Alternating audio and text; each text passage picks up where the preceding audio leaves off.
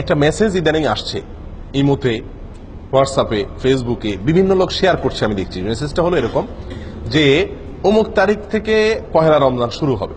এই সংবাদটা আপনি যদি একজন মানুষকে প্রথম দেন তাহলে আপনার জন্য আল্লাহ জাহান্নাম হারাম করে দিবে। বলেন সুবহানাল্লাহ। আমিন না লিখে যাবেন না, আমিন না বলে যাবেন না। এরকম একটি মেসেজ আমরা ইদানিং দেখছি যে এটি আপনার ফেসবুকে, আপনার ইমোতে, হোয়াটসঅ্যাপে বিভিন্ন জায়গায় মানুষ শেয়ার করতেছে এবং আমার কাছে বহু লোক পাঠাইছে দেখলাম। তো এই যে একটি জিনিস, এটার ভিত্তি কতটুকু? দেখুন, প্রথম কথা হলো রমজান কোন দিন শুরু হবে এটা তো শাবানের চাঁদ দেখার পরে বোঝা যাবে। এখনো শাবানের চাঁদ দেখা বহুত বাকি আছে, তার আগে থেকে অমুক তারিখ থেকে রমজান, এটা তাহলে প্রথম একটা মিথ্যা দিয়া শুরু, একটা প্রতারণা দিয়া শুরু। দ্বিতীয়ত কথা হলো, এরকম কথা নবী সাল্লাল্লাহু আলাইহি সাল্লাম কখনো বলেন নাই। এটা নবী সাল্লাল্লাহু আলাইহি সাল্লামের মিথ্যাচার।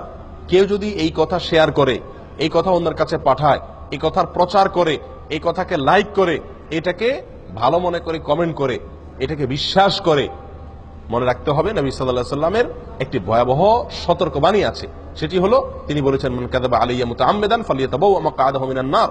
যে ব্যক্তি আমার বিষয় মিথ্যা প্রচার করবে, আমার নামে কোনো কথা আমি বলি নাই, সেটাকে আমার বলে আমার পক্ষ থেকে প্রচার করবে আমার নামে মিথ্যা কথা, সেই জন্য তার ঠিকানা জাহান্নামে জেনে রাখে, নিশ্চিত জেনে রাখে।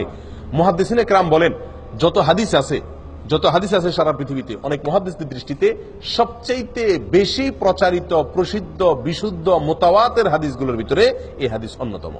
আমি কি বুঝাতে পারছি? এত জঘন্য বিষয় যে নবী সাল্লাল্লাহু আলাইহি সাল্লামের নামে আপনি মিথ্যাচার করছেন। প্রিয় ভাইরা, না বুঝে এই মেসেজটা আমরা অনেকেই শেয়ার করছি, অনেকের কাছে পাঠাচ্ছি, এটাকে বিশ্বাস করছি। মনে রাখতে হবে, এরকম কোন কথার ভিত্তি শরীয়তে নাই। রমজান অমুক তারিখ হবে, অমুক তারিখে হবে, এই সংবাদটি আপনি যদি প্রথম কাউকে দেন তাহলে আপনার জন্য জাহান্নাম মাফ হয়ে যাবে। এটা যদি আপনি এতজনের মাঝে শেয়ার করেন তাহলে আপনার এত সওয়াব হবে। এই সংবাদ শেয়ার করলে গুনাহ হবে, এই সংবাদ শেয়ার করলে গুনাহ হবে, কারণ এটা নবী সাল্লাল্লাহু আলাইহি সাল্লামের নামে মিথ্যা কথা। কোথাও কোনো জাল হাদিসও এরকম কোনো কথা নাই। সহিহ হাদিস তো দূরের কথা, কোনো জাল হাদিসেও এরকম কোনো কথা পাওয়া যায় না। এটি সম্পূর্ণ মন গড়া কে বা কারা চালু করেছে। এই সমস্ত মেসেজ থেকে আমাদেরকে সাবধান হওয়া উচিত। আল্লাহ আমাদের ঈমান আমল রক্ষা করেন।